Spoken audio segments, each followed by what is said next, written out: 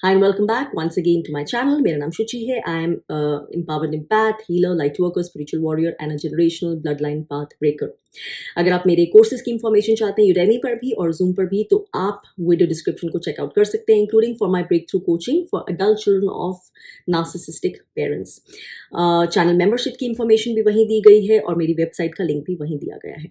आज मैं लेकर आई हूँ एक ऐसी इंटरेस्टिंग कॉम्पाइलेशन, कुछ ऐसे फ्रेजेस की जो कि बेहद पसंदीदा होते हैं गैसलाइटर्स के.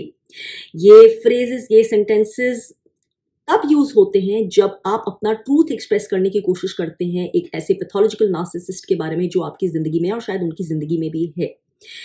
ये लोग ज्यादातर खुद शायद नार्सिसिस्ट नहीं होते आउटराइट, लेकिन डेफिनेटली हाईली टॉक्सिक होते हैं. एनेबलर्स हो सकते हैं, फ्लाइंग मंकीज भी हो सकते हैं नार्सिसिस्ट के, कोडिपेंडेंट तो डेफिनेटली होते हैं, अनहील्ड डेफिनेटली होते हैं. वो क्रैब इन द बास्केट वाली मेंटालिटी डेफिनेटली रखते हैं कि ना हम बास्केट से बाहर निकलेंगे और ना किसी और को निकलने देंगे, क्योंकि हमारा बैलेंस और सर्वाइवल इसी बास्केट के अंदर होता है, चाहे जो मर्जी इस बास्केट के अंदर हो. फिर तो कुछ ऐसे फ्रेजेस मैं लाई हूं जो यहां वहां से जोड़कर अपने खुद के ऑब्जर्वेशन, खुद के एक्सपीरियंसेस से भी, जो आपको और अवेयरनेस देंगे कि these are gas lighting phrases जो कि आपका ट्रूथ से आपको हटाने के लिए यूज होते हैं. अगर आपको इन्फॉर्मेशन ठीक से नहीं है, क्लैरिटी पूरी नहीं है कि गैस लाइटिंग क्या होती है, कितनी severe form of emotional psychological abuse तक ये बन सकती है, तो आप मेरा रिलेटेड गैस लाइटिंग का पुराना वीडियो चेकआउट कर सकते हैं, जो कि अगेन यहाँ पर ऊपर लिंक में मैं दे दूंगी. आप इन फ्रेजेस में से आइडेंटिफाई कर सकते हैं, आपके साथ शायद कुछ यूज हुए, आपके लव्ड वंस के साथ यूज हुए हो. अगर यहाँ पर नहीं है वो फ्रेजेस जो आपने अपने एक्सपीरियंस में अपने एक्सपीरियंस के जो आपके साथ यूज हुए, तो आप प्लीज कमेंट्स में जरूर लिखकर बताइए, क्योंकि ये इंफॉर्मेशन बहुत सारे लोगों के पास जानी चाहिए कि आखिर गैस लाइटर्स के फेवरेट फ्रेजेस क्या होते हैं और उनको किस तरह से इस्तेमाल किया जाता है और उनका एक्चुअल मीनिंग क्या होता है. बोला तो ये चाहता है, पर अगर वो सच बोल सकते हैं तो वो आपसे एक्चुअली उन सेंटेंसेस के थ्रू क्या रहे हूं.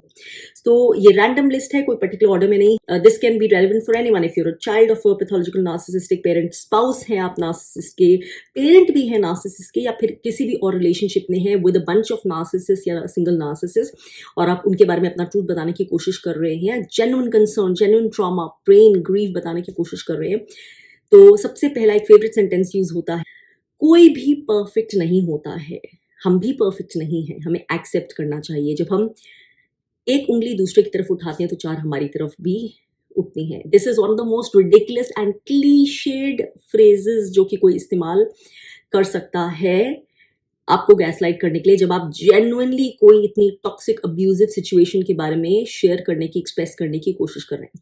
बाय द वे, मैं यहाँ पर क्लियर कर दूं जो मैं हमेशा करती हूँ, ये हर कॉन्टेक्स्ट के हिसाब से है, तो मैं अज्यूम करूंगी कि जो सिचुएशन के बारे में आप ये इन्फॉर्मेशन समझ रहे हैं, यूज कर रहे हैं, वो जेन्युइनली वही सिचुएशन है जहां पर आप किसी पैथोलॉजिकल नार्सिसिस्ट से डील कर रहे हैं, जहां पर सामने वाला जेन्युइनली आपको गैसलाइट कर रहा है, आपको अपना ट्रूथ पता है. ये उस सिचुएशन के लिए नहीं है जहां पर आप गलत पार्टी हैं या सामने वाला आपको गैसलाइट करने की कोशिश नहीं कर रहा या आपको गलत फहमी हुई है.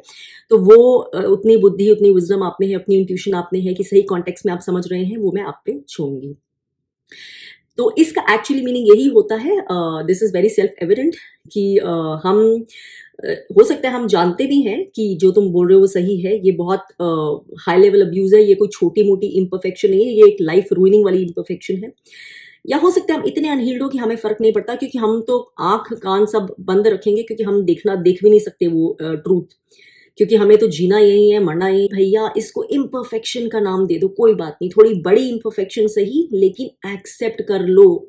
क्योंकि अगर तुमने ये ठान ली कि भैया ये इम्परफेक्शन तुम एक्सेप्ट नहीं कर सकते, ये तुम तोड़ोगे, इसके अगेंस्ट स्टैंड लोगे, इसके अगेंस्ट खड़े होगे या आवाज उठाओगे, तो ये जो बोट है ना, ये रॉक हो जाएगी. हमारी सबकी ये जो बास्केट है ना क्रैब्स की, ये उलट पुलट हो जाएगी. हम ऐसा बिल्कुल नहीं करने दे सकते हैं.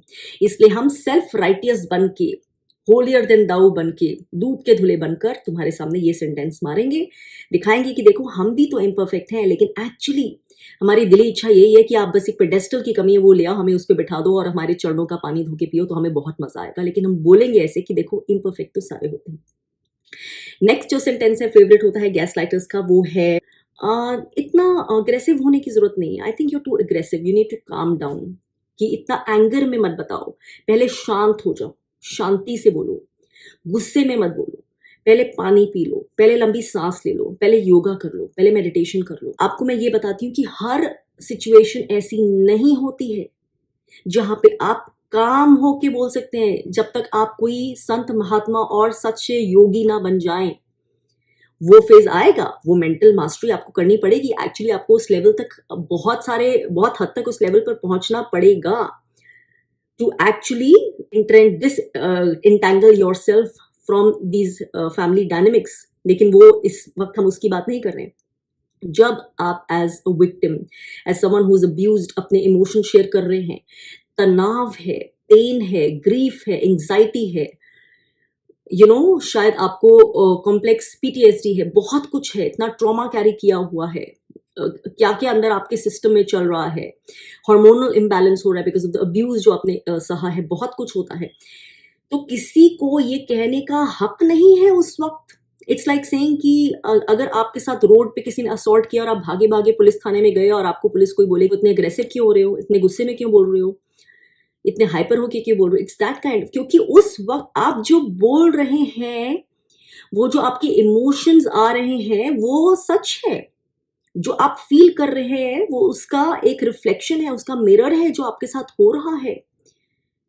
तो हर चीज कामली बोलने वाली नहीं होती है, उसका इफेक्ट नहीं होता पहले तो वो। और दूसरा, जो चीज से आप डील कर रहे हैं और आप जिस चीज से आप गुजर रहे हैं, आप अभी ऐसी सिचुएशन में ही नहीं है कि आप उसके बारे में कामली बताएं। So that is not possible. तो वो इंसान आपको बेसिकली, आप जो प्रॉब्लम बता रहे हैं, जो मर्ज बता रहे हैं, उस पर फोकस नहीं करके डिफ्लेक्ट करता है। ये बहुत एक डिफ्लेक्ट करने की स्ट्रैटेजी होती है, डिफ्लेक्ट कर देना, कि फोकस हटा के किसी इनेन चीज पे डाल देना, किसी बेफिजूल की बेकार की चीज पे डाल देना, उसको बड़ा बना देना कि देखो ये तो गुस्से से बोल रहे हैं, देखो ये तो अग्रेसिव हो रहे हैं, देखो ये तो हाइपर हो रहे हैं, ताकि उसको बना देना। और उसके चक्कर में जो एक्चुअली वो हेल्प चाहिए, जो डेस्परेशन है, जो प्ली फॉर हेल्प है, जो सपोर्ट की नीड है, समझने की नीड है, जो उसके अंदर का इमोशंस जो सारे आ रहे हैं, जो जेन्युइन इमोशंस है, उसके वो निगेट कर देना, वो डिसमिस कर देना, वो इग्नोर कर देना, वो कार्पेट के नीचे डाल देना। ये अपने आप में ही एक emotional form of extra abuse है, क्योंकि आपके ऊपर वो जिम्मेदारी डाल रहे हैं कि आप तो पहले तो हील ही हो जाओ। मतलब तुम हील ही जब हो गए, वो लेवल ही तुमने क्रॉस कर लिया मास्टरी, तो फिर आपको शेयर करने की ऐसे लोगों से जरूरत ही क्या है। अभी आप उस चीज के बीच में, आपको हेल्प चाहिए, एक्सप्रेशन करना है, आपको सेफ्टी की फीलिंग उनसे चाहिए, तभी तो आप शेयर कर रहे हैं। वो सब पार ही कर लिया होता तो बात ही क्या थी। तो ये डिफ्लेक्शन के टैक्टिक्स होते हैं कि ये चीज हटाकर आप फोकस कहीं और बार बार कर दे। उनको पता है आप अभी काम नहीं हो सकते, ये चीज ही ऐसी नहीं है, कोई भी इसके बारे में शेयर करेगा वो इमोशनल होगा, उसके इमोशंस आएंगे, एंग्जाइटी आएगी, एंगर आएगा, और साथ में जब वो आपको सुनेंगे नहीं ठीक से और डिफ्लेक्ट करेंगे तो और एंगर आएगा। सो ये अपने आप में एक रिएक्टिव अब्यूज का भी फॉर्म हो जाता है। तो वो दूसरा जना अपने आप और हेल्पलेसनेस में कि मेरी बात नहीं समझ रहे, वो और गुस्सा हो सकता है और इरिटेटेड हो सकता है, उठा के कोई चीज भी पटक सकता है, और फिर वो बोलेंगे देखो देखो तुम्हारा तो बिहेवियर ही ऐसा है, तुमसे अब क्या बात करनी, चलो जब ठंडे हो जाओगे अभी हम जा रहे हैं, तुम्हारे से दूरी बनानी है। So this is an extremely abusive form of gaslighting. Next जो बोला जाता है वो है, दिस इज अगेन, कितने प्यारे लोग हैं, कितना ख्याल रखते हैं आपका, कितनी चिंता होती है। एग्जैक्टली ही बोलते हैं, मुझे तुम्हारी चिंता है, हमें तुम्हारी चिंता है, I am concerned about you, you getting too obsessed. तुम तो ये इंसान से जिसके बारे में आप बता रहे हैं बहुत ऑब्सेस्ड हो रहे हो, इतना मत दिमाग लगाओ, इतना मत ऑब्सेस्ड हो जाओ उससे। So it is a way of saying कि इट्स ओके, कोई दिन रात तुम्हारे पर इमोशनल साइकोलॉजिकल टॉर्चर कर रहा है, तुम्हें डिसएम्पावर कर रहा है, तुम्हारी लाइफ सैबोटाज करने का हर प्रयास कर रहा है, तुम अपना जो ट्रू सेल्फ है वो उसमें खिलने के बजाय तुम अपना एक एक शैडो बन के रह गए हो, और ये आपसे बोल रहा है कि स्टॉप बीइंग ऑब्सेस्ड। जबकि सच ये है, अगर ये सच बोल सकते कि जो नार्सिसिस्ट है वो आपसे ऑब्सेस्ड है, वो ऑब्सेस्ड है आपकी लाइफ रूइन करने के लिए, वो ऑब्सेस्ड है कि आप उनकी सप्लाई प्रोवाइड करते रहे, वो ऑब्सेस्ड है कि उसका fake shallow non existent self कहीं दिख ना जाए, जिसके लिए आपका बने रहना है सप्लाई की तरह जरूरी है। वो ऑब्सेस्ड है आपसे, आपके ऊपर वो क्लॉज ऐसे पकड़ के आपको जकड़े रखे। That is the truth. और आपको बताया जा रहा है कि आप ऑब्सेस्ड हैं, ऐसी सिचुएशन में आप डेस्परेट होंगे। And it obviously goes without saying कि इन लोगों को आपकी कोई चिंता नहीं है, इनको चिंता है सिर्फ कि अरे आप कुछ ऐसा ना कर दे जिससे अगेन वो जो सोशल ऑर्डर है ना, स्टेटस को सामने, रिस्पेक्टेबिलिटी का, पीछे सारी गंदगी का, वो कहीं खराब ना हो जाए लोगों की, दुनिया की आंखों में, या अपने घर बाकी घर वालों की आंखों में। जो आपका इतने प्रिकेरियसली जो एक्शेल्स पे चलने वाला बैलेंस बना है ना, जो डिसफंक्शनल फैमिलीज का, वो कहीं रूइन ना हो जाए भैया, फिर क्या होगा हमारा। सब तबाह हो जाएगा। ये उनको इसकी चिंता है। उसमें उनका आय मैं कैसे प्रिजर्व होगा, जो इसी चीज से प्रिजर्व होता है, वो आय ना टूट जाए, उसकी डेथ ना हो जाए, इसकी चिंता है। आपकी चिंता कुछ नहीं है। आपकी चिंता होती तो ये लोग ना सिर्फ सच का सामना करते बल्कि अपनी हीलिंग के ऊपर भी कमिटेड होकर टूट पड़ते, खुद की हीलिंग के ऊपर, और आपकी हीलिंग में भी आपका योगदान देते हैं। एंड कमिटमेंट होती कि हम बेहतर वर्जन बनेंगे, वो वर्जन जो एक नार्सिसिस्ट ने, डिस्फंक्शनल फैमिली ने क्रश करने की पूरी कोशिश की है। फिर जो एक नेक्स्ट फेवरेट सेंटेंस होता है वो होता है अगेन सिमिलर, जाने दो, छोड़ दो, आगे बढ़ जाओ, ध्यान मत दो। अगेन या तो ये लोग बिल्कुल ही किसी कंबल के नीचे रह रहे हैं, टोटली डिल्यूजनल हैं, इतने नम डाउन हैं कि इनके जिंदगी में खुद भी वो नार्सिसिस्ट का असर है, लेकिन इन्होंने इतना नम डाउन अपना कर लिया है, रिप्रेस कर लिया अपने वो उस पार्ट को जो ही अनहील्ड पार्ट है, जो ट्रॉमा है, कि इसके अलावा वो कोई सच को अलाउ ही नहीं कर सकते कि कॉग्निटिव डिसोनेंस ना हो जाए, कि अगर हमने मान लिया, अगर हमने खुद से भी एडमिट कर दिया कि ये सच है, तो भाई ये तबाही हो जाएगी। नहीं, इससे अच्छा हम आंख कान नाक सब बंद करके ही रहेंगे। तो this is a typical way of saying कि छोड़ दो, जाने दो, कि दूसरे ने अगर पकड़ लिया, ज्यादा खींच दिया, हमने तो जाने दिया है, लेकिन अगर उसने ऐसा नहीं किया तो अगेन वो हमारा आय पे असर आएगा, हमारे बैलेंस पे असर आएगा, जो हमारा हम काम चल रहा है, हमारा सब कुछ डायनेमिक्स बने हुए हैं, वो कहीं खराब नहीं हो जाए, या हमारी जो कोडिपेंडेंसी है नार्सिसिस्ट के ऊपर, या इस जने के ऊपर भी, इस जने के अनहील्ड वर्जन पर, क्योंकि हाईली लाइकली आपके ऊपर भी किस तरह से कोडिपेंडेंट है।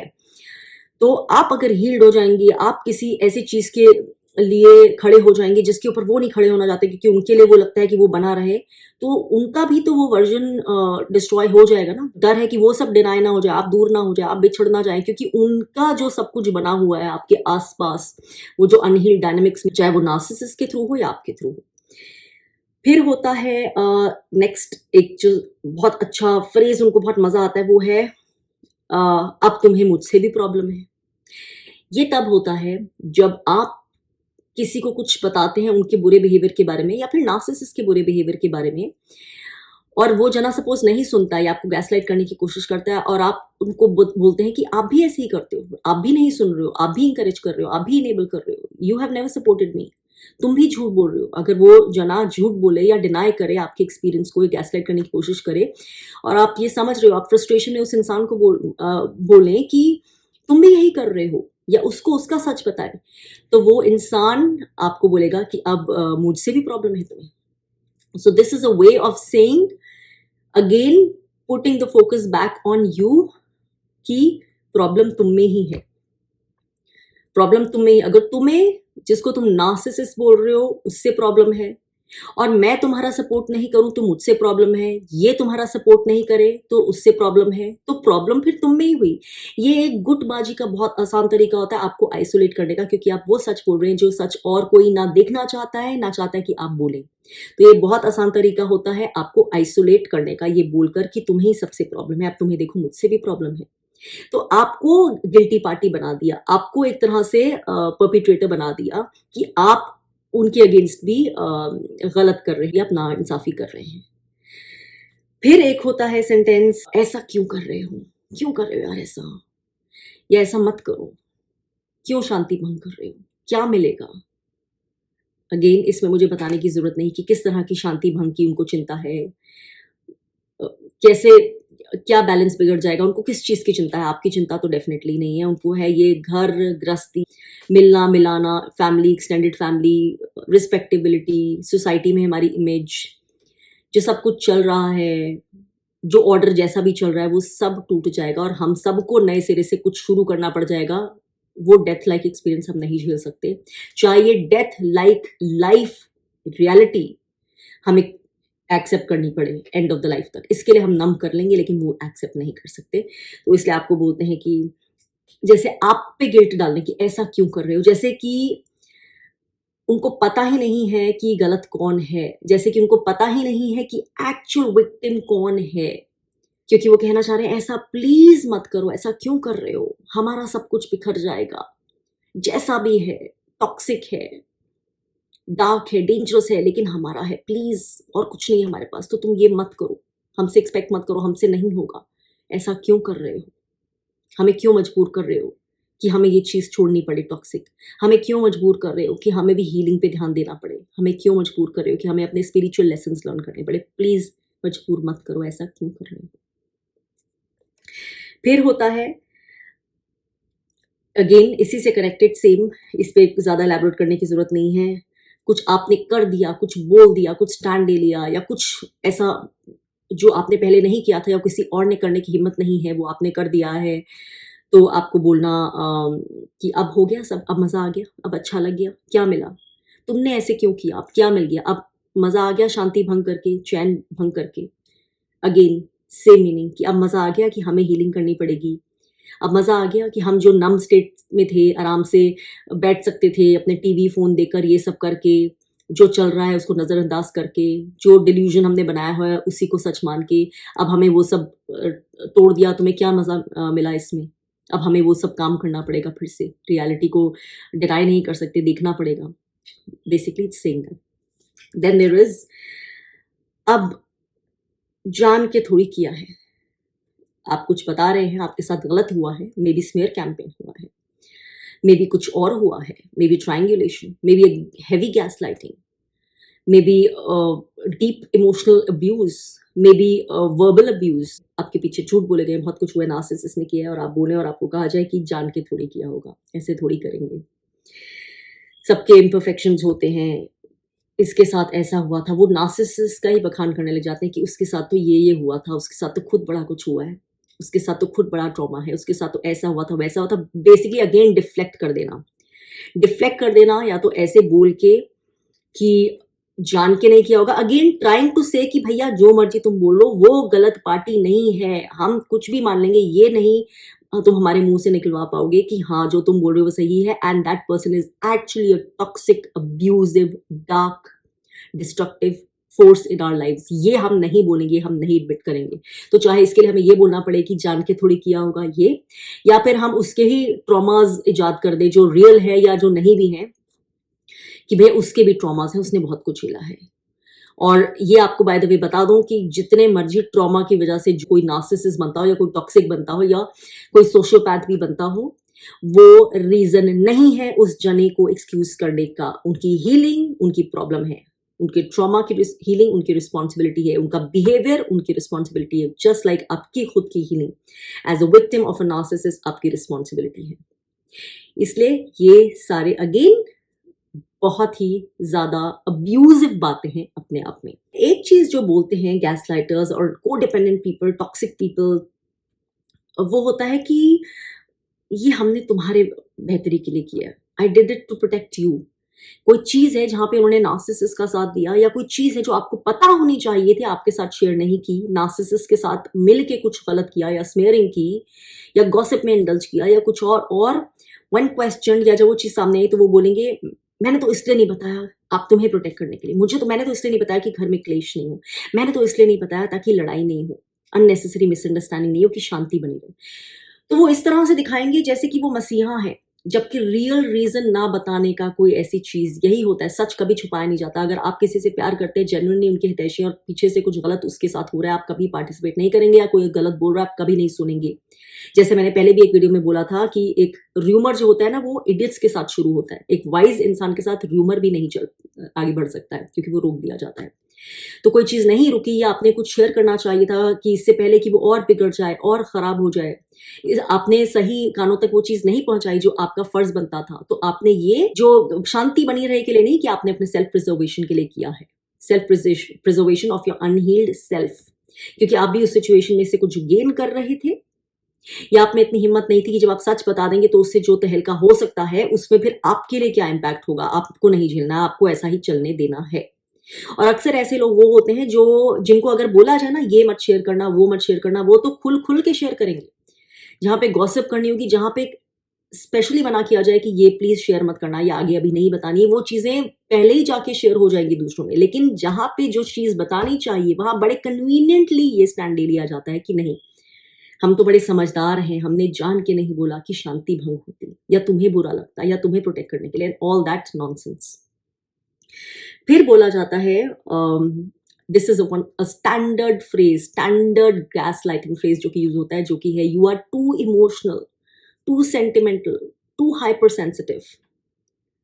और इसका मतलब यही है कि आप जो है अपने इमोशंस को, जो किसी अब्यूजिव फोर्स के साथ में आप रह रहे हैं, आपकी जिंदगी पे जो रोज असर पड़ रहा है, आपके दिमाग पे, आपकी मेंटल हेल्थ पे, आपकी साइकोलॉजिकल और फिजिकल हेल्थ तक पे असर पड़ रहा है, लेकिन आपको वो नम डाउन करके रखना चाहिए। आपको हक नहीं है वो सच बोलने का, वो एक्सप्रेस करने का, हेल्प सीक आउट करने का, ट्रूथ बताने का, एक्सप्रेस करने का, कॉल आउट करने का, स्टैंड लेने का।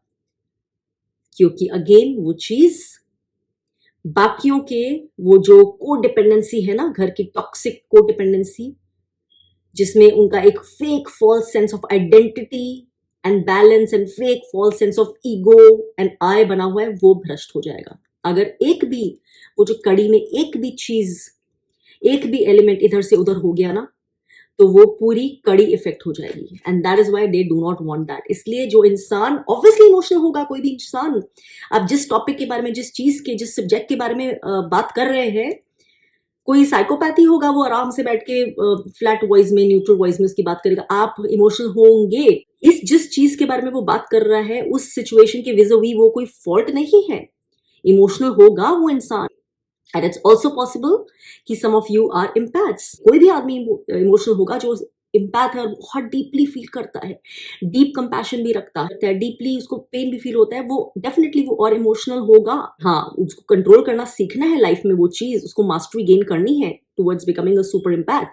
लेकिन वो सेंसिटिव होगा। आप सेंसिटिविटी समझ नहीं रहे, आप सेंसिटिविटी पे कर्ब लगा रहे हैं ताकि आपका अपना insensitive, numb down, codependent, unhealed, toxic self, जो कि even in with relationship with narcissist, वो डायनेमिक्स और वो सब बना रहे।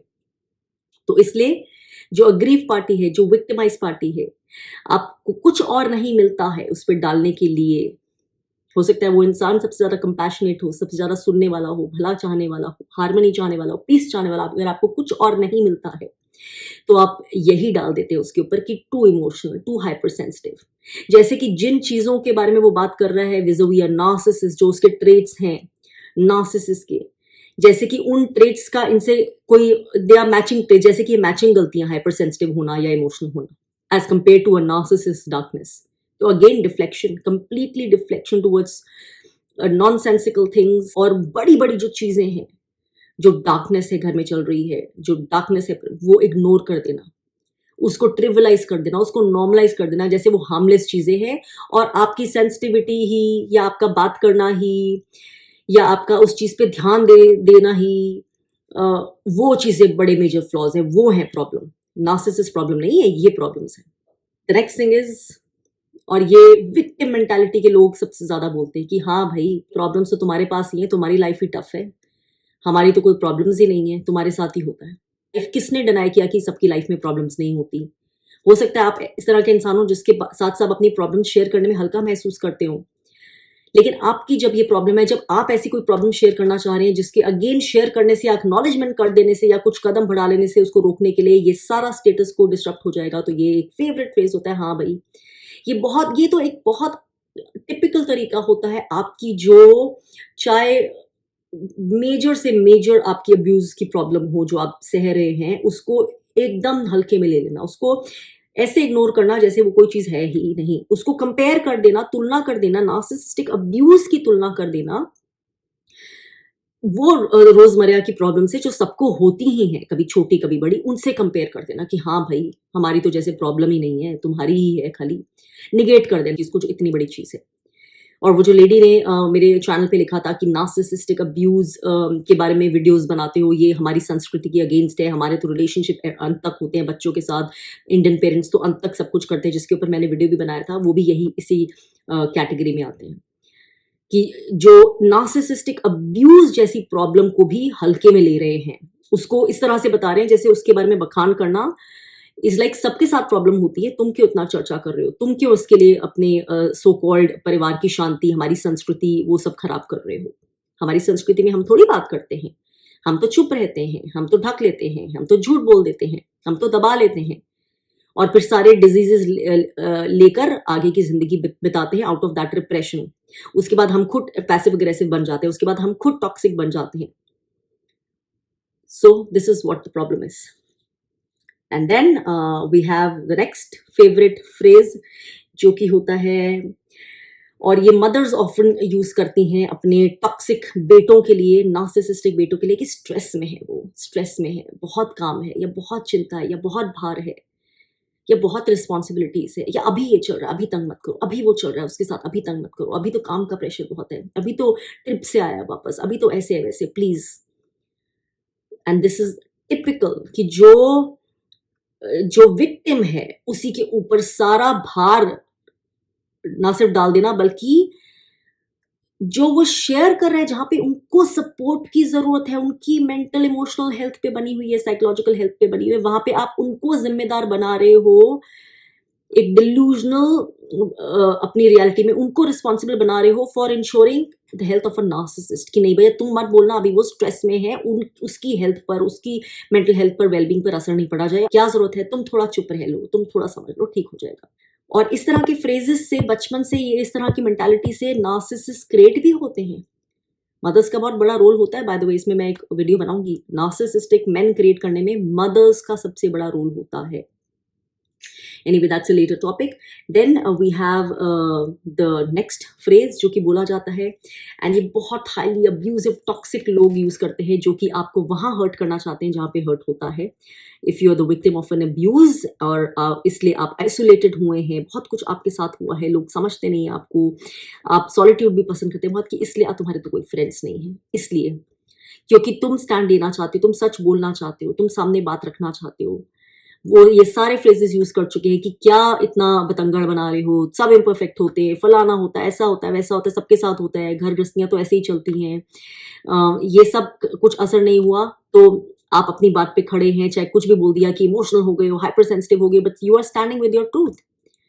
सो then they try to tell you कि इसलिए तुम्हारे फ्रेंड्स नहीं है, इसलिए तुम्हारे को कोई लाइक नहीं करता, चाहे वो सच नहीं भी हो, लेकिन वो इमेज ये देना चाहेंगे। और शायद ये लोग वो हैं जिन्होंने मिलके आपको अपने दोस्तों से दूर भी शायद करवाया हो, या आपको जो ट्रस्ट करते थे उनसे दूर करवाया हो, जिनके साथ आपका रिलेशन अच्छा था उनके साथ स्मेयर कैंपेन करके आपको दूर करवाया हो। ये वो लोग फिर बोलेंगे कि इसीलिए तो तुम्हें कोई लाइक नहीं करता। तो आपको यकीन दिलाना चाहते हैं कि ये सच है, कि आप अनलवेबल हैं, आप अनलाइकेबल हैं, आप अनवर्दी हैं, क्योंकि हम बोल रहे हैं ना, तुम्हें तो कोई लाइक नहीं करता, तुम्हें तो कोई प्यार नहीं करता, क्योंकि तुम तो ऐसे ही बात करते हो, तुम तो हर एक की इम्परफेक्शंस निकालते हो, तुम तो कहीं सब्र नहीं दिखाते हो, तुम तो किसी के लिए एक्सेप्टेंस नहीं दिखाते हो, सो इसलिए तुम ऐसे हो। They want to make you believe that nonsense. शायद वो खुद अपने आप को अनलवेबल मानते हैं, अनवर्दी मानते हैं, लेकिन वो आप पे प्रोजेक्ट करना चाहते हैं वो फीलिंग्स जो शायद उनके अंदर है। हो सकता है आपके अंदर ऑलरेडी ऐसी फीलिंग्स हो, क्योंकि बहुत सारे विक्टिम्स के अंदर ये फीलिंग्स होती हैं, especially if they are unhealed empaths.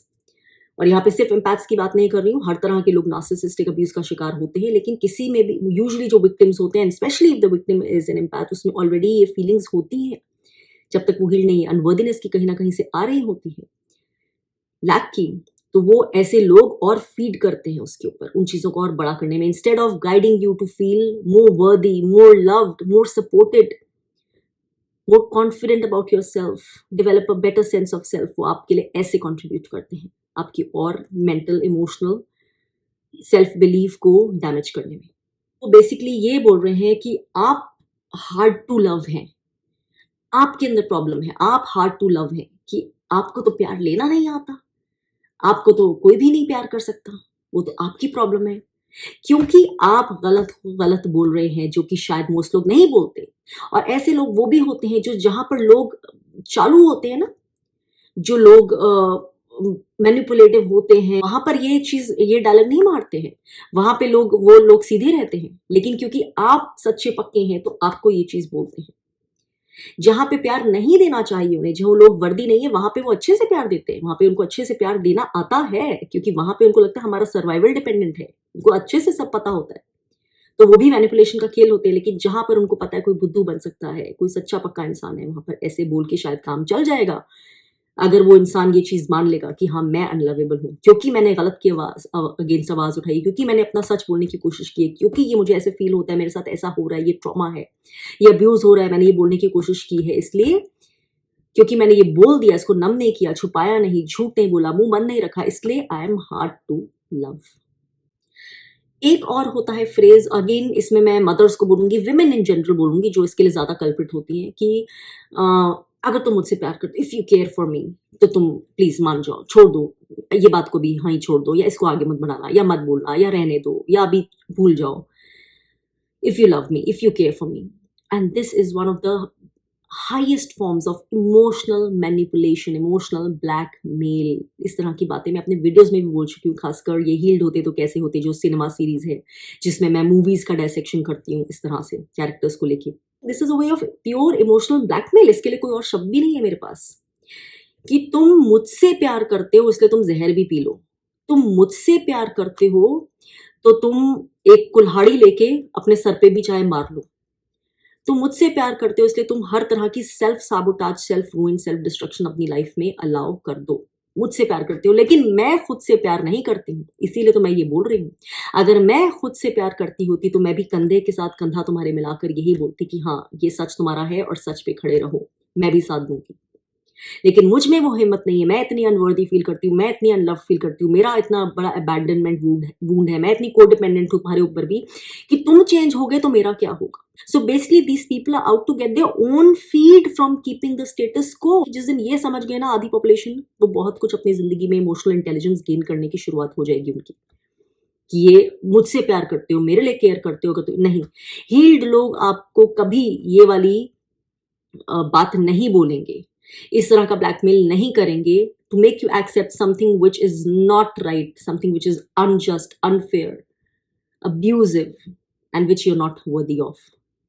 फिर एक चीज होती है जिसमें बोला जाता है अरे उसका नार्सिसिस्ट ने जो कुछ बोला है, कुछ सब कुछ कहा है, जैसे होता है ना 900 चूहे खाकर बिल्ली हज को चली, कि नहीं नहीं उसको वो तो बोल देता है, उसको तो ये मतलब ही नहीं होगा, वो तो बोल देती है, मतलब नहीं। अरे मतलब तुमने गलत समझा होगा, ये मतलब थोड़ी होगा, ऐसा थोड़ी होगा, ये थोड़ी कहा होगा, अरे तुमने गलत सुना होगा, अरे अगर बोला होगा ये मतलब नहीं होगा, ये मतलब होगा, ऐसे नहीं, ऐसे तोड़ मरोड़ के जो मर्जी बना दो कि बात कुछ और बन जाए, उन्हें भी पता है कि सच क्या है।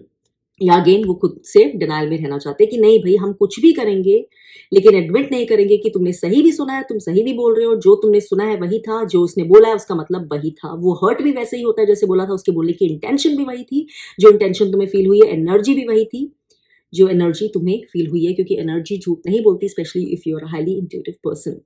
बहुत सारी बातें हैं जो मजाक की तरह से बोल दी जाती है, एक हार्मलेस कटाक्ष, लेकिन बहुत डीप अग्रेशन होता है, बहुत डीप पैसिव अग्रेशन होता है उसके अंदर। ऐसी चीजें मैंने बहुत सुनी है, अंदर डीप पैसिव अग्रेशन होता है, हंसते हंसते बोल दी जाती हैं। और अगर आप बोले तो डिनायल हो जाता है कभी कभी, ये तो बोले ही नहीं, या ये तो मतलब ही नहीं था। Which brings me to the next sentence की जो टॉक्सिक गैसलाइटर्स जो मंझे होते हैं वो तो डिनाई कर देते हैं, कोई कोई चीज तो कि ऐसा बोला था, इतनी रूड चीज मुझसे बोली थी, इतनी क्रूअल चीज बोली थी, वो तो डिनाई ही कर देंगे, मुझे तो याद ही नहीं, I couldn't have said those cruel words। मुझसे ऐसा भी बोला था किसी ने, I couldn't have said those cruel words। मतलब वो क्रूअल, उस इंसान को पता है कि वो क्रूअल थे वर्ड्स, लेकिन डिनायल कि I couldn't have used those cruel words when they did, they totally did। तो ये और एक फाइनल फ्रेज है गैस लाइटिंग का, मेगा गैस लाइटिंग का, जो कि मेरे साथ भी इस्तेमाल हुआ था, वो है please I wish you would make peace with this person. मुझे बोला गया था I wish you would make peace with your dad. कितना अच्छा हो कि तुम मूव ऑन कर लो and you would make peace with your dad. और मेरा जवाब यही था कि हाँ मैंने पीस कर ली है, एग्जैक्टली मैंने पीस कर ली है, अपनी हीलिंग करके मैंने पीस कर ली है। लेकिन उनका पीस का मतलब क्या होता है उन्हें अच्छे से पता होता है। वो मतलब होता है कि पीस कर लो और अपने आप को फिर ओपन, टोटली वल्नरेबल कर लो उस नार्सिसिस्ट की टॉक्सिक अब्यूज के लिए। इस केस में प्लीज मेक पीस का मतलब सिर्फ और सिर्फ यही होता है, क्योंकि इसके अलावा कोई मतलब ही नहीं होता नार्सिसिस्ट से पीस मेक कर लेने का। उसका मतलब ये होता है कि आप तैयार हो जाइए अपने ही डिस्ट्रक्शन के लिए। फिर से आपने क्यों बाउंड्री लगा दी अपनी कि आपकी डिस्ट्रक्शन नहीं हो सके। प्लीज पीस कर लो, मतलब उससे तुम या तो बोल दो कि तुमसे गलती होगी, क्षमा कर दो, या फिर अपने आप को टोटली एक सेकंड राउंड के लिए, जो कि और पहले से और कहीं गुना डिस्ट्रक्टिव होगा, क्योंकि तुम्हारे पे एक्स्ट्रा रिवेंज निकलेगा फॉर हैविंग थॉट कि तुम कुछ अलग कर सकते थे, उसके लिए प्लीज खोल दो अपने आप को, ताकि हम लोगों की जान में जाना है, हम लोगों का चैन हो, हमारी एक्सेस तुम्हारी एनर्जी पे भी हो जो हमें अच्छा लगता था, और नार्सिसिस्ट के साथ भी वैसा पैटर्न बना रहे। नार्सिसिस्ट तुम्हारे से फ्यूल लेता रहे जैसे पहले था, खुश रहे, हमारे को जो सब कुछ मिलता था, तुमसे भी जो मिलता था, उससे भी जो मिलता था, सब कुछ वो बना रहे, दोनों तरफ से हमारे को लड्डू मिल रहे।